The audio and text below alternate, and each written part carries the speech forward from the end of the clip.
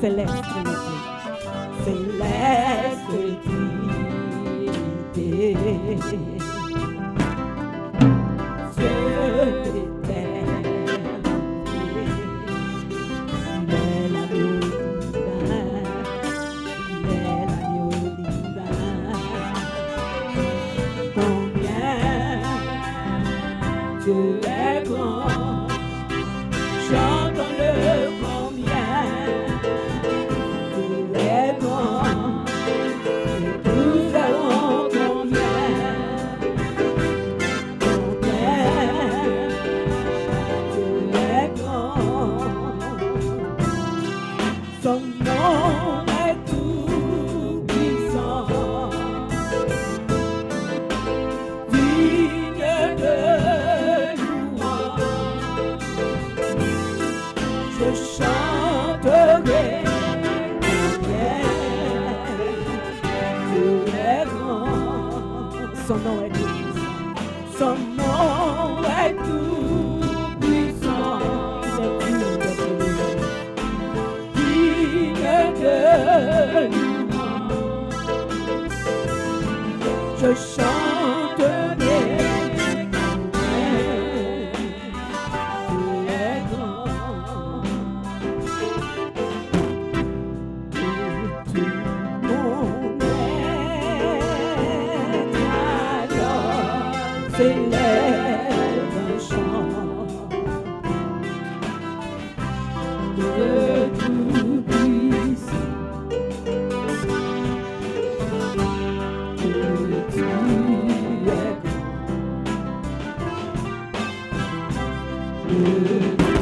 Mon être alors s'élève un chant de tout puissant, que tu es grand. Then sings my soul, my Savior God to thee. How great thou art, how great thou art.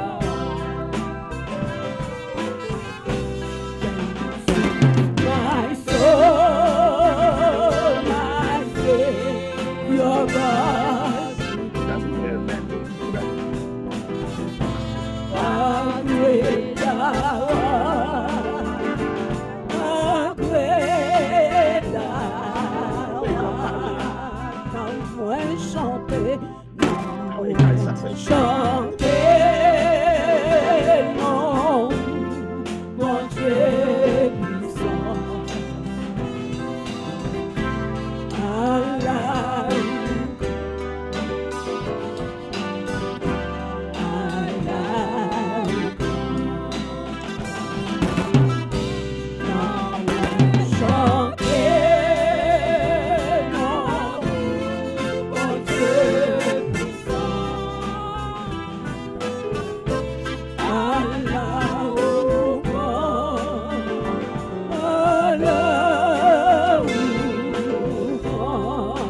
then sings my soul, then sings my soul, my Savior God. How great thou art.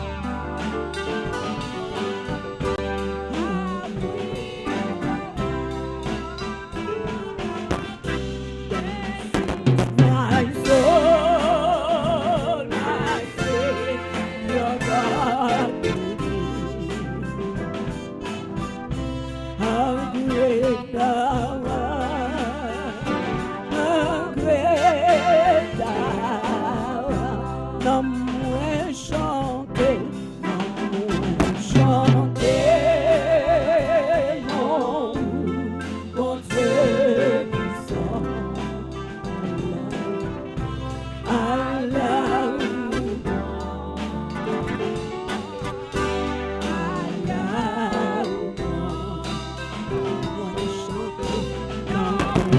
chanter,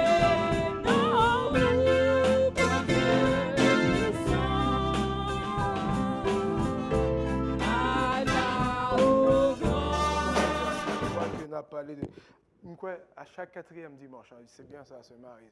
Chaque quatrième dimanche, c'est sur la famille que nous avons chita. La paix bon Dieu avec nous. La paix bon Dieu avec nous. Est-ce que ça y est quelqu'un qui nous réveiller matin? Vrai? Yes. You try again, but you do good. Et nous dit bon Dieu merci. Non, parce que là, nous en présence de Dieu, nous devons sentir joie, nous devons sentir en chaleur, nous devons sentir présence, bon Dieu, nous devons être capables pour nous, comment dire, adorer avec tout que nous ouverts. Et il y a des chanteurs qui demandent pour adorer, c'est normal, c'est ça. Il y a des chanteurs qui demandent pour capable faire un moment un petit peu plus de silence, mais il y a des chanteurs pour qu'on capable adorer le Seigneur. Et bon Dieu remet ça. Et il dit nous David. Qu'est-ce que passé David? David, là où la musique là commencé bagaille, David commence à danser. Moi, il faut mal prendre coup là, mais David, oui, il est arrivé dans le ciel là. David commence à danser, les musiques danser qu'on est là. Même madame, monsieur, pas comprendre ça qui a passé, non? C'est pas vrai? Donc c'est ça. Les n'a pas bon Dieu gloire, faut que nous baillons nous à bon Dieu. Les nous en présence bon Dieu, faut que nous pas peur, faut que nous pas honte de ça qu'a fait là. Maintenant, on n'a pas parlé de la famille. On n'a pas parlé de la famille, mais on n'a pas parlé aussi en même temps de l'Église. Parce que qui c'est l'Église en fait? C'est une famille. C'est pas ça que nous pouvons louer ça. Mais on a parlé de la famille, mais on a parlé de l'Église. Et on a parlé un petit peu ça qui est relié ou ça qui est lié en fait. Parce que lorsqu'on regarde dans la Bible, nous voyons que dans la Bible, est-ce que la Bible définit vraiment le royaume de Dieu pour nous? Est-ce qu'il y a une définition?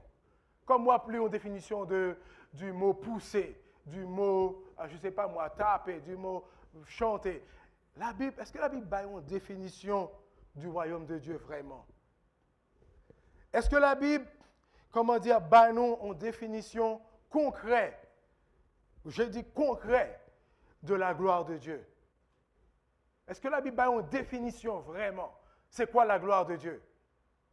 Est-ce que la Bible a une définition de ce qu'on appelle le dessein éternel, par exemple? Il y a encore un peu l'autre gros thème qui est dans la Bible, oui, mais nous-mêmes qui avons regardé la Bible, est-ce que nous jouons une définition pour nous dire, par exemple, il y a dit que pousser, c'est l'acte de, comment dire, d'avancer quelque chose ou de déplacer.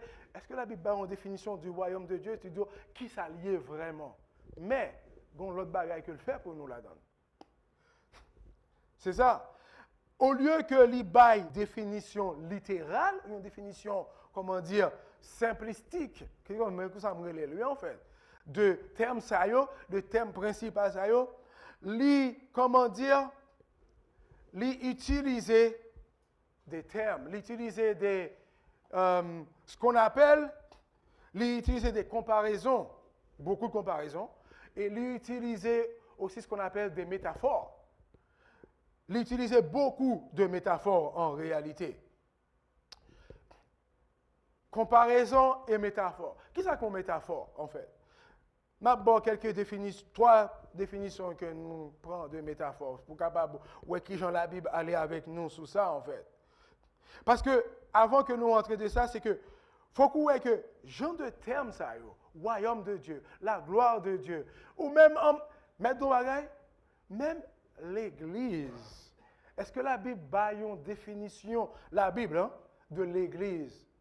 Nous allons regarder, vrai, dans le dictionnaire, nous voyons que l'Église dérivée du mot grec, tout ça, mais est-ce que la Bible baille lui-même dans le Nouveau Testament, c'est dans le Nouveau Testament que nous y a une définition, même terme ça encore, l'utiliser encore, ce qu'on appelle des comparaisons et des métaphores pour les capables de nous montrer nos vérités ça. On a parlé de une métaphore par exemple. Une métaphore dictionnaire dit nous que c'est l'emploi d'un terme concret pour exprimer une notion abstraite. Par substitution, oui, par substitution analogique, sans qu'il y ait d'éléments introduisant formellement une comparaison. C'est utiliser un terme concret que nous connaissons pour capable faire nous comprendre une bagage, une notion qui n'est pas claire.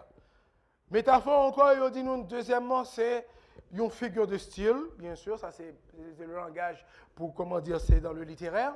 Une figure de style qui consiste à, à rapprocher deux éléments pour en faire sortir une ressemblance. Ça c'est pas mal. À rapprocher deux éléments pour faire ressortir une ressemblance pour capable comprendre.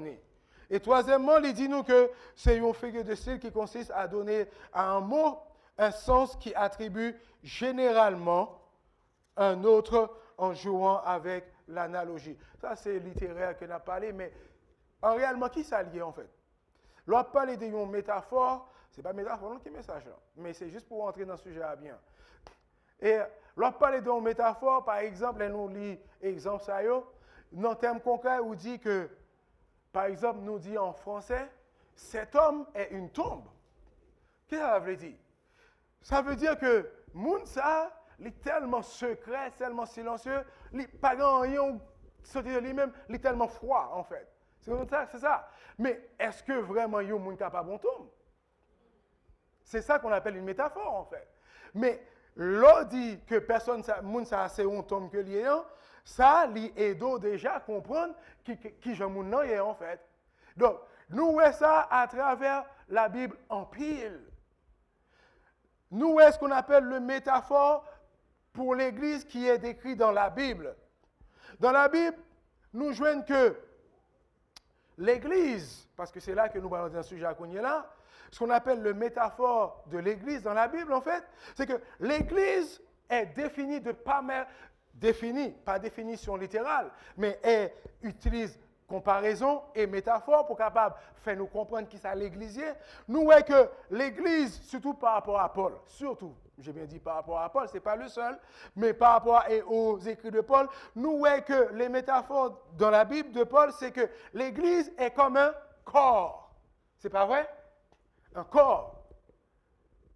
The bodies, right?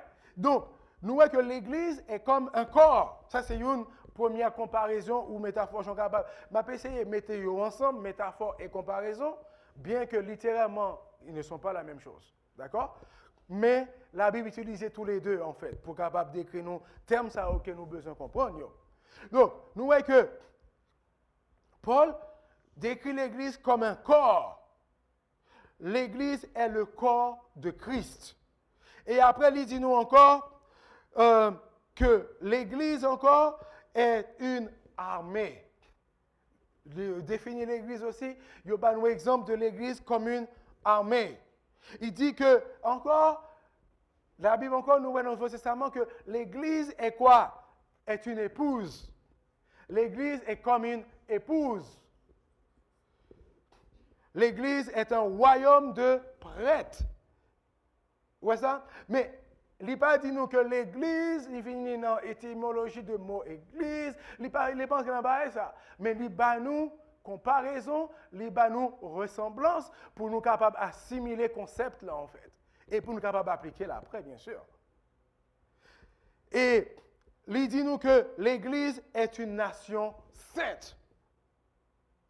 Donc, l'organe des métaphores, ça y est, ou comparaison, ça y est, en fait, nous comprenons que, comment dire, l'Église, nous genre de, nous le corps, nous la nation sainte, nous, comment dire, le royaume des prêtres, nous une nation sainte. Mais regardez dans la, nous essayer penchez-nous en pile dans toute définition ou dans toute comparaison dans le Nouveau Testament, nous voyons que l'Église est plus comparée le plus souvent à quoi? À une famille. Métaphore de l'Église, la plus grande après le corps, je dirais, plus grande métaphore que, pas après non, avec le corps, nous voyons que comparaison qui est plus dominante de l'Église, c'est la famille. C'est là que nous allons entrer sur la famille. La métaphore dominante vraiment qu'il y a, c'est que c'est la famille.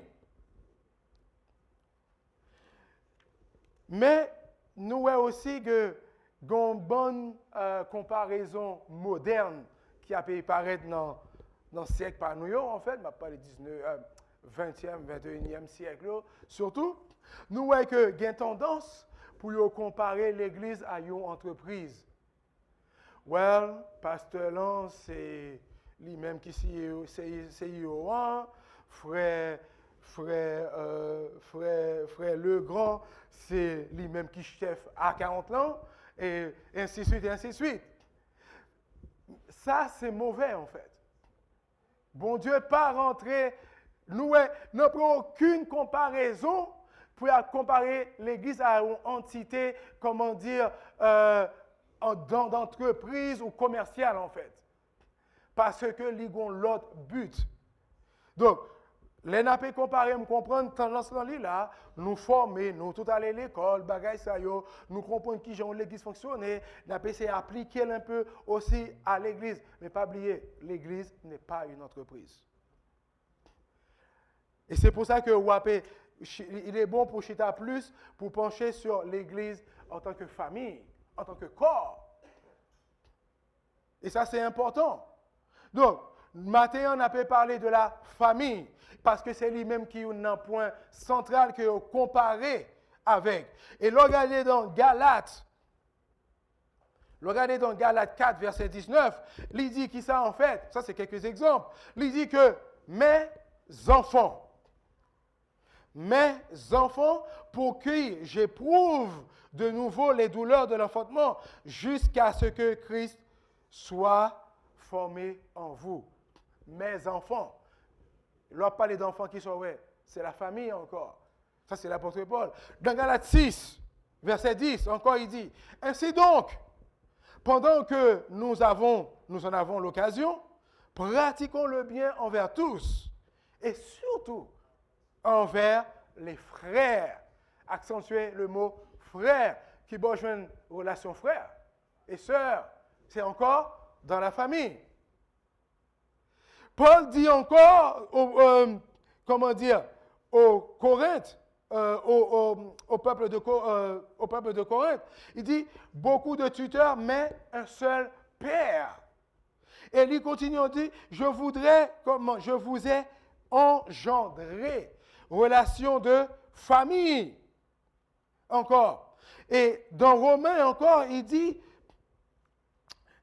un bail qui est très intéressant, afin que son fils soit le premier-né de plusieurs frères. Fils, frères. Et après ça, à travers les écrits de Paul, à travers le Nouveau Testament, son bagage qui est très répandu, et entre le corps et la famille, l'Église, nous, c'est vraiment le terme qu'il utilisait pour décrire nous qui ça l'Église y est. Dans Éphésiens 2, verset 19, il dit, ainsi donc, vous n'êtes plus étrangers, ni des gens du dehors, mais vous êtes quoi? Citoyens des saints gens de la maison. Qui est-ce qui est dans la maison? Là, nous, dans la maison ensemble, qui est-ce qui est le plus souvent? Son famille. Terme très important en fait. Dans 1 Timothée 5, verset 1 et 2, il dit, ne réprimande pas durement les vieillards, mais exhorte-le comme un père. Le mot père. Exhorte les jeunes gens comme des frères. Les femmes âgées comme des mères. Celles qui sont jeunes comme des sœurs en toute pureté. Nous, tout terme ça, c'est des termes quoi? Des termes de la famille. Et comme dans chaque famille, d'accord, bien que nous voyons que l'Église est la grande famille, maintenant, aujourd'hui, ce que nous allons faire, il y a plein de points que nous devons définir, oui, que nous gagnons toujours là, pour la grande famille, mais pour aujourd'hui, pour le temps qui nous est alloué, nous pouvons aller focaliser nous sur un exemple de famille, la famille physique. Puisque l'Église est la grande famille, aujourd'hui, nous pouvons aller chita pendant quelques minutes qui alloué nous pouvons aller entrer dans la famille physique. Et après tourner l'autre là sur la grande famille pour continuer le reste. Et encore, dans la grande famille, là nous entrons dans la famille physique, il y a plusieurs points encore dans la famille physique. La famille Pamnan, de Paul Family, de Dorvilliers Family, de Terulus Family, and so on and so on. Nous avons les familles physiques. Et famille physique, c'est eux-mêmes qui fait la grande famille. D'accord? Donc, je veux dire, nous ne parlons pas de la famille physique, mais nous pouvons aller considérer un seul point vraiment, non, un seul aspect de la famille physique, ou un seul aspect, c'est ça, de la famille physique qui est, comment dire, le rôle du père dans la famille physique. OK? Je veux dire, c'est là-dessus que nous allons réfléchir. Mais avant que nous rentrions dans le rôle du père, nous voyons que aussi que, juste pour dire que dans les épîtres de Paul, nous voyons que Paul décrit à peu près, comment dire, environ 130 fois, d'après ce qu'ils ont compté, le terme famille dans ses épîtres. Tellement que c'est un bail qui est important. C'est un bail qui a une valeur qui est très importante. Et dans la famille physique, là, puisque nous ne parlons pas de famille physique, et nous voyons que si famille physique, là, il y a un problème, nous connaissons une grande famille, il y a un problème tout, c'est normal, pas vrai? C'est logique. Donc, il y a un terme qui sociologues ont utilisé. Ils ont utilisé une famille qui est dysfonctionnelle. Et ça, c'est un bagage qui est très important. Là où est famille, nous n'ont pas suivre. Là où est père, parce que c'est le père que nous parlons focaliser nous aujourd'hui du rôle du père. Il a dit ça aujourd'hui dans la famille. Là où est père, pas assumer rôle proprement. Là où est délaissé grande tâche, ça, grande responsabilité, ça, que bon Dieu baillot, nous retrouvons avec ce qu'on appelle des familles dysfonctionnelles. Et sous une famille dysfonctionnelle, puisque moi c'est famille, et frère nous sont famille, frère nous sont famille, nous toutes là, nous toutes faisons partie de la famille, nous dysfonctionnels, dans la famille là, là nous venons l'église, qui ça nous vient faire? Nous venons à une grande famille qui est dysfonctionnelle.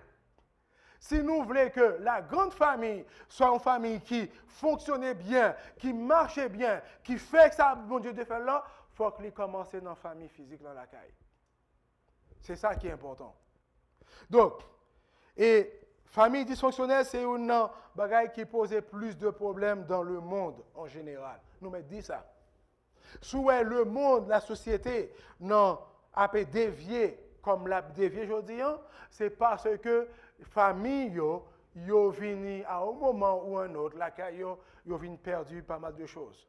Yo vini perdu certaines responsabilités, ou yo vini délaissé, ou yo vini dévié complètement, yo pas gérer la caille en fait. Donc, si on n'a pas géré la caille, il vient refléter dans la société en pareil.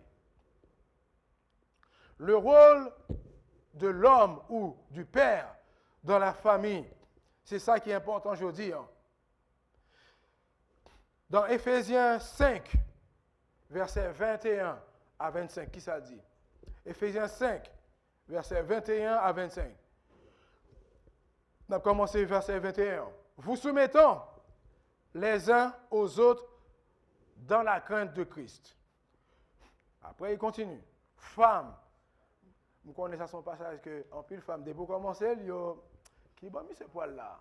On nous tente pour nous, on nous tente pour nous qui ça le poil dit sur ça. Eh bien, attendez. Donc, femmes, soyez soumis à vos maris comme au Seigneur. Car le mari est le chef. Elle dit, ah, mais mis ce tombé sous le chef matin encore. Yes, nous pouvons aller sur lui. Et nous pouvons aller sur lui vraiment. Car le mari est le chef de la femme, comme Christ est le chef de l'Église, qui est son corps, encore le terme du corps, hein, et dont il est le sauveur. Or, de même que l'Église est soumise à Christ, les femmes doivent aussi, les femmes aussi doivent l'être à leur mari en toutes choses. N'a pas un gratter gauche dans ça. Marie, aimez vos femmes comme Christ a aimé l'Église. Vous entendez gratter gauche, vous entendez amen. Par contre, qu'est-ce qu'on prend là-dedans? OK? Donc, comme Christ a aimé l'Église et s'est livré lui-même pour elle. Ça, c'est ce qu'on appelle l'amour sacrificiel total. Et soumission totale. L'image que nous avons, d'accord, ici, c'est une image réciproque. Comprenez bien cela, en fait. C'est une image d'un amour réciproque, d'un service réciproque, d'une soumission et un besoin de désir de l'autre, de l'autre dans une sorte de, comment on appelle ça, mutualité aimante. On va définir ça, parce que c'est très important. Et nous voyons que ça nous lit là, son passage qui en pile monde a utilisé de la façon qu'il a besoin. Nous voyons ça. Que fille a utilisé de la façon pâle, l'homme n'a aussi les prendre de la façon pâle. Mais l'or essayer, l'or chita ou peut comprendre parole ça, c'est que c'est très important. L'une des raisons, nous parlons de détails, oui, l'une des raisons pour laquelle que bon Dieu, que Jésus-Christ bat nous, ça en fait, ce concept de soumission des femmes, c'est parce que c'est très important. C'est très important parce que c'est comme ça que que bon Dieu te définit. C'est pour ça que bon Dieu définit mariage. Et nous voyons que nous comptons que mariage, nous comparons avec l'Église qui est l'épouse de Christ, qui est l'Église. L'Église soumise totalement à qui est? Qui est quoi? Qui est le chef? Christ est le chef, l'Église est l'épouse. Mais l'Église est totalement soumise. C'est pas vrai? Est-ce que nous ne sommes pas soumis à Jésus-Christ nous-mêmes là? Alors, si nous soumis à Jésus-Christ en tant que l'épouse, l'Église, alors, femme qui mariée, qui ça te peut gagner pour pas capable soumise à ton époux, c'est la même chose. Bon Dieu, nous concept ça. C'est pas Jude qui vient avec elle, c'est pas pasteur qui vient avec elle. Bon Dieu connaît pour qui ça allait venir avec. Concept ça en fait. Il y a raison en fait.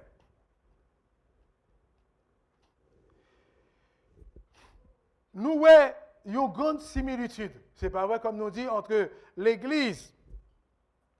L'Église est tellement, l'Église, excusez-moi, nous dit que nous-mêmes en tant qu'Église, nous suivons Jésus-Christ, nous soumis à lui-même.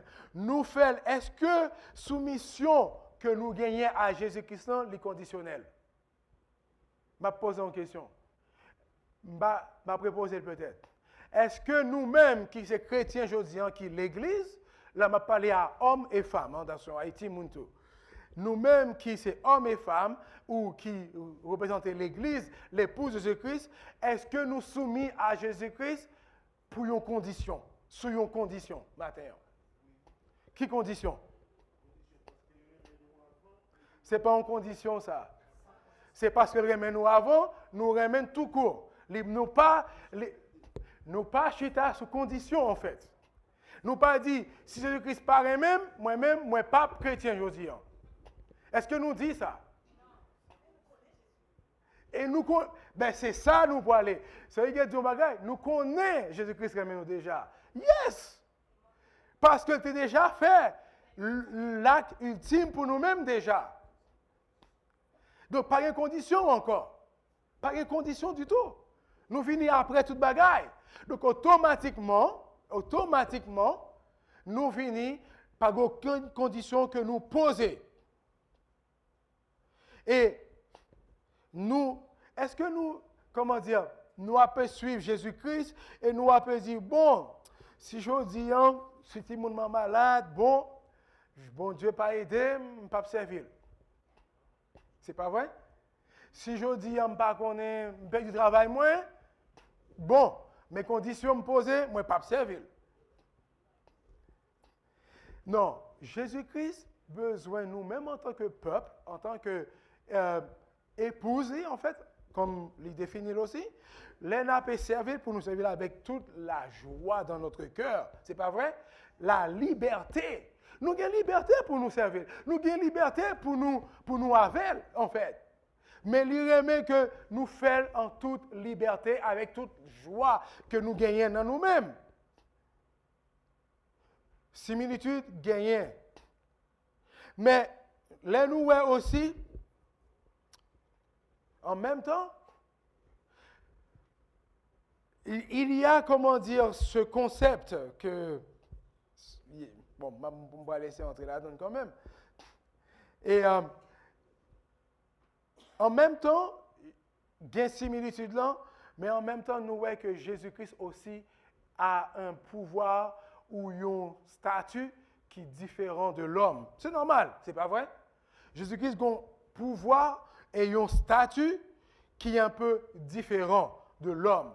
Pourquoi moi dis ça en fait? Pourquoi m'essayer de rentrer dans, m'essayer de faire une petite parenthèse ça? Une petite parenthèse, oui, m'a fait pour m'essayer de montrer le tout en fait. C'est que soumission qui gagne à Jésus-Christ là, lui, comment dire, l'homme, la femme, avant que les soumis à l'homme, les soumis à Jésus-Christ avant. Ça c'est important ça. Hein? Si maintenant, avant que les soumis à parole, les soumis à Jésus-Christ avant. Et ça, son concept, c'est une parenthèse, mais plus qu'une parenthèse, mais son bail qui est très important parce que c'est là aussi que vous devez déterminer comment aussi marche l'on pour aller. Parce que gain des familles, nous me dit ça, dans dysfonctionnement, il y a pu utiliser le terme ça pour empêcher de suivre, comment dire, celui que vous devez suivre là. C'est pour éviter dans la famille dysfonctionnelle, ça, pour laisser apparaître, pour que quand même, nous connaissions qui est que nous pouvons suivre. Femme n'en doit connaître, si moun n'en doit connaître, mari en doit connaître. Qui est le chef ultime. Alors, l'homme est le chef de la famille. L'homme est le responsable de la famille. Il est à la direction de sa famille. Mais en même temps, nous joignons l'homme, contrairement à Jésus-Christ. Jésus-Christ est infaillible. Nous me dit ça. Jésus-Christ, lui-même, comment dire, c'est pas un être fragile pour dire une fragilité qui est capable de faire tomber, en fait. L'homme est faillible. Jésus-Christ est infaillible. C'est vrai. D'accord? Donc, nous disons que fragile, mais semblable à Christ. Ça, c'est l'homme. L'homme est fragile. L'homme est faillible. C'est ça, en fait. L'homme pas doit penser que les, comment dire, femme non moins sage facile. La femme, c'est parce que nous faillibles, c'est parce que nous fragiles, c'est parce que nous manquons en pile en tant qu'homme, bien dit ça, que l'homme n'est pas plus sage que sa femme. C'est très important pour nous dire ça, parce que l'on n'a pas les deux direction ou de chef, donc il faut que vous restez en tête que nous aussi des gens faillibles, des gens qui manquent, qui ont des manquements. Nous avons, des désirs un peu qui sont différents aussi en tant qu'homme. C'est que un bon dirigeant a des faiblesses. Nous me dit ça. Un bon dirigeant du monde actuel, ou même dirigeant de la famille, ou dirigeant de l'Église, on a tous des faiblesses. On a tous, déchus, ou il y a eu des échecs aussi quelquefois. Mais en même temps, on doit être semblable à Christ.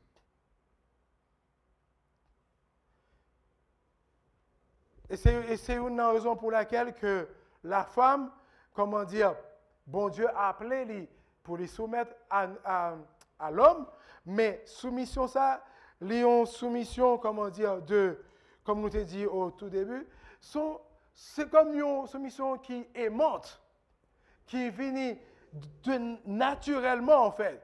Mais naturellement, c'est parce que bon Dieu mettait ou à la tête. Bon Dieu mettait à la tête, mais il connaît qu'on gagne faille. Mais avec faille, la peut utiliser pour être capable d'atteindre le plan que lui gagne. Nous gagnons une responsabilité qui est importante. Et nous disons une chose que ce n'est pas compétence homme non, qui fait que l'on est un bon chef de la famille. Comprenez bien cela. La compétence de l'homme ne fait pas un bon dirigeant. Ou capable de meilleur diplôme, gros diplôme nécessaire, ça ne va pas permettre que vous soyez bon chef de la famille pour autant. Et nous voyons que dans une famille, quelquefois, la femme a plus de diplômes que l'homme et ça n'a pas empêché que l'homme est toujours un bon dirigeant de la famille. L'un n'empêche pas l'autre du tout. Parce que aspect dirigeant, ça n'est pas tombé sous la compétence. Aspect soumission, ça n'est pas tombé parce que j'ai plus compétence, j'ai plus sagesse que vous-même. Ça n'est pas attribué à rôle là en fait, que vous gagnez.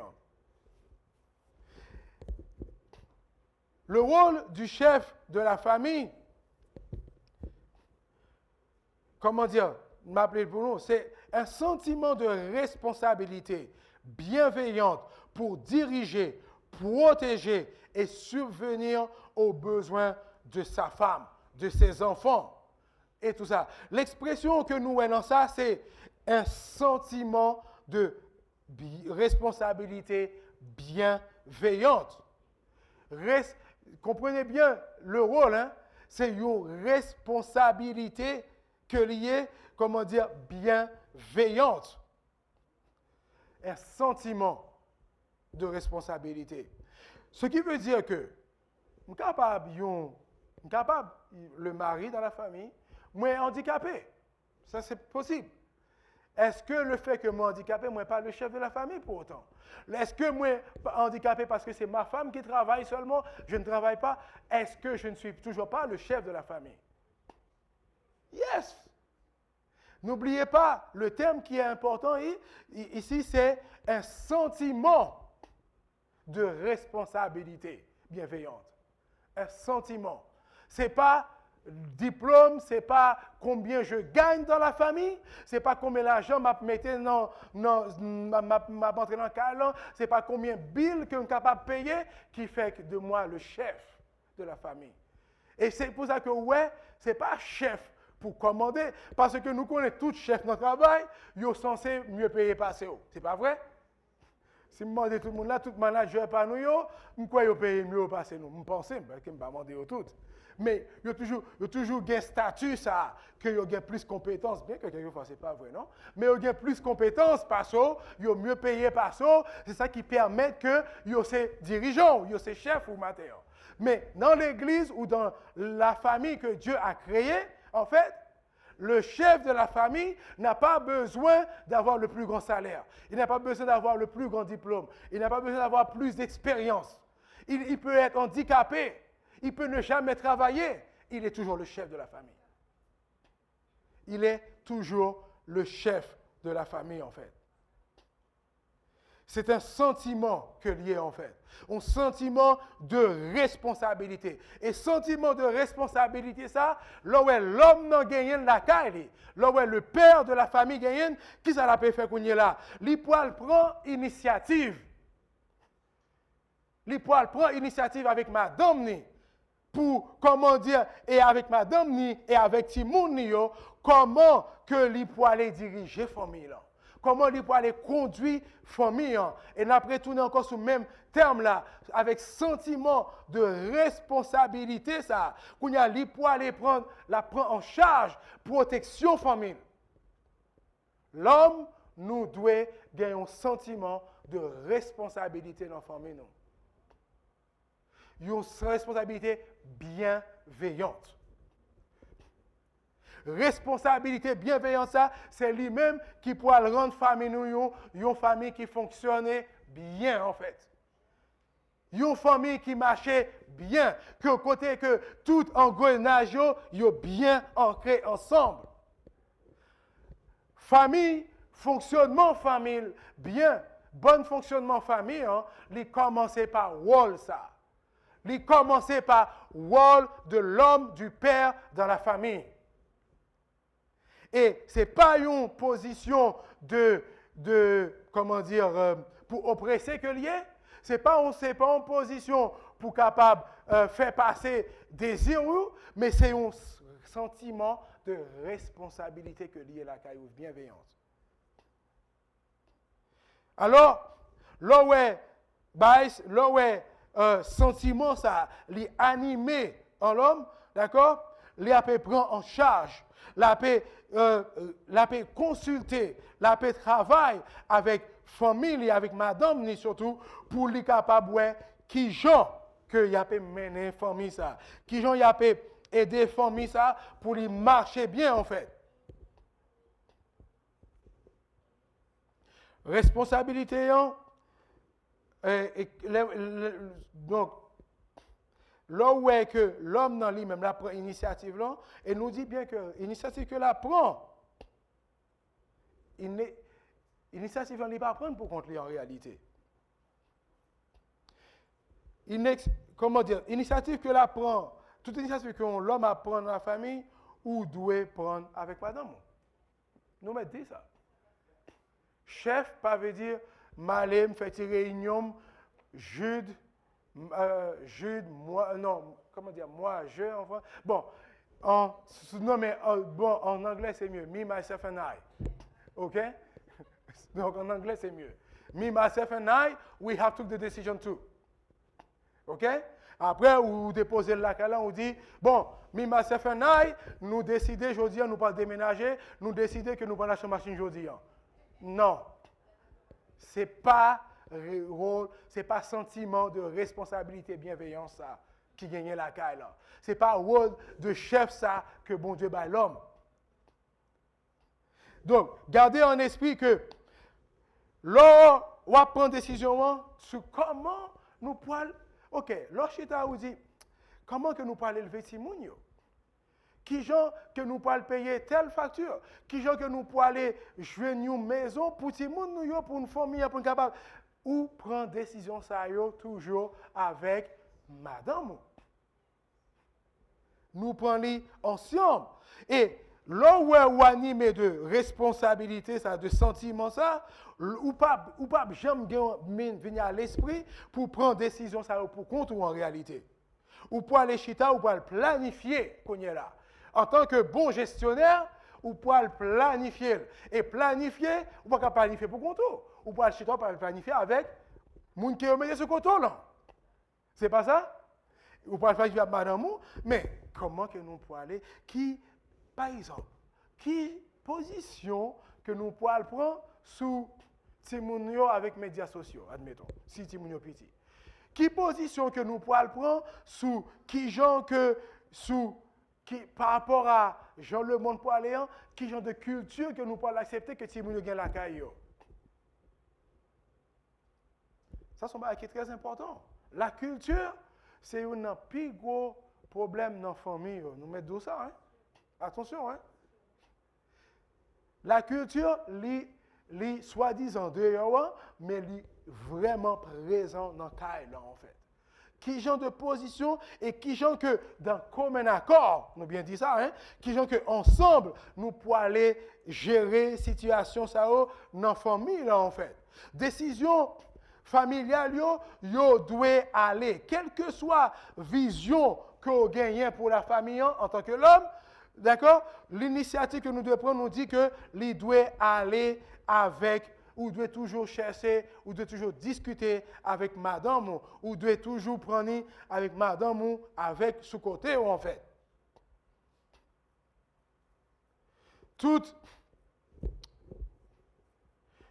Nous me dit que toute famille a défendu un bagage, c'est normal. Et toute famille gagne un bagage qui a pu rechercher un but que n'a pu atteindre en tant que famille. Et but ultime, toute famille, c'est qui ça? But ultime, on bien dire. But ultime, famille, c'est que appelé à glorifier Dieu. Et sous point ça aussi, on va demander, mais madame, qui j'en a fait travail pour nous atteindre but ultime, ça aussi. C'est ça. Responsabilité de l'homme, c'est une plus grande responsabilité que nous gagnons en tant qu'homme, c'est mener famille nous à bon Dieu. Mener famille nous à bon Dieu. Guider famille nous à bon Dieu. Et qui j'en nous a fait faire ça? Et miradou, on bagaille, ou pas faire pour compte. Ou mettre dissolver, ou mettre dire c'est gros nem, c'est gain gros voix même les frères Jude, les frères Jude pas contents, tout le monde entendait. Ça c'est la vérité. Mais moi me fait gros voix assemblée. Ouais Julie, me fait gros voix assemblée. Mais il n'empêche que ou pas capable de faire pour compte. Gros voix pas mener famille à bon Dieu. Nous me dit ça. Attention, son bail que moi apprendre. C'est vrai, moi apprendre. Pas de connaître tellement bien avant. Mais l'on prend décision yo avec madame et nous discuter avec Simonio, nous gagnons plus de chances de résultat. Donc, ouais, l'homme ou ses dirigeants. Mais consultation sont bagaille qui primordial que lié en fait. Consultation, travailler d'un commun accord dans notre famille, c'est un bagaille qui primordial que lié en fait. Donc, le bagaille qui vient, c'est que nous dit demander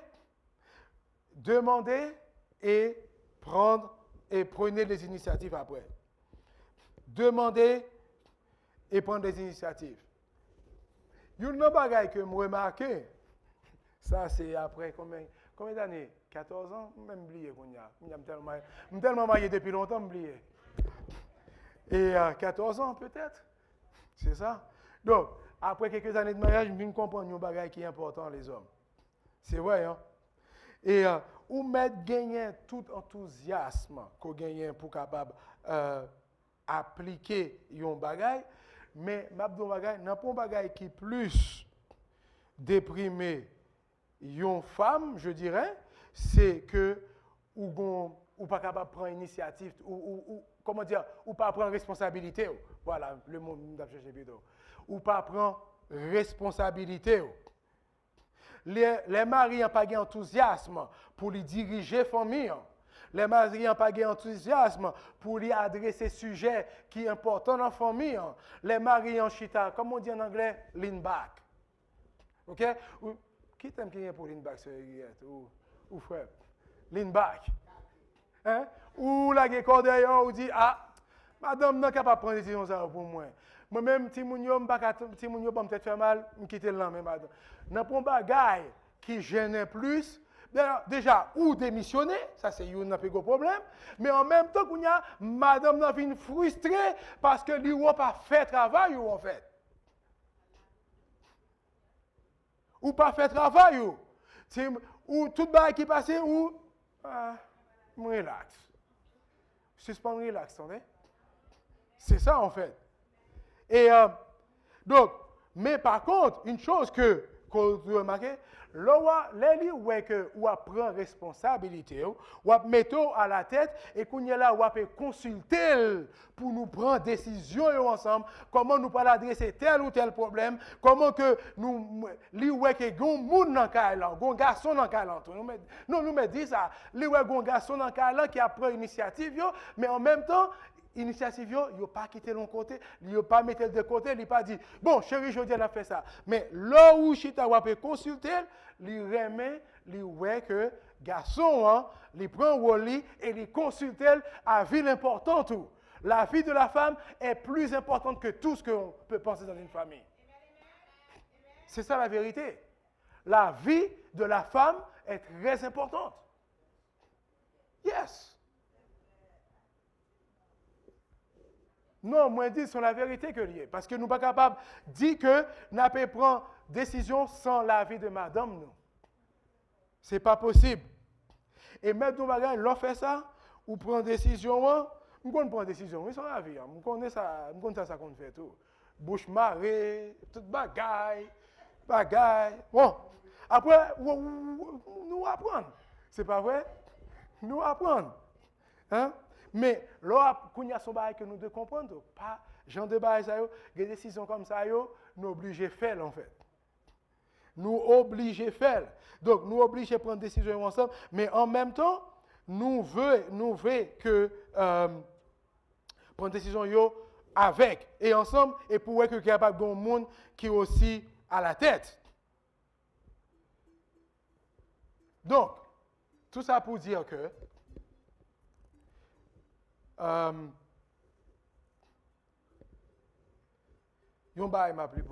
le mari devrait se sentir investi.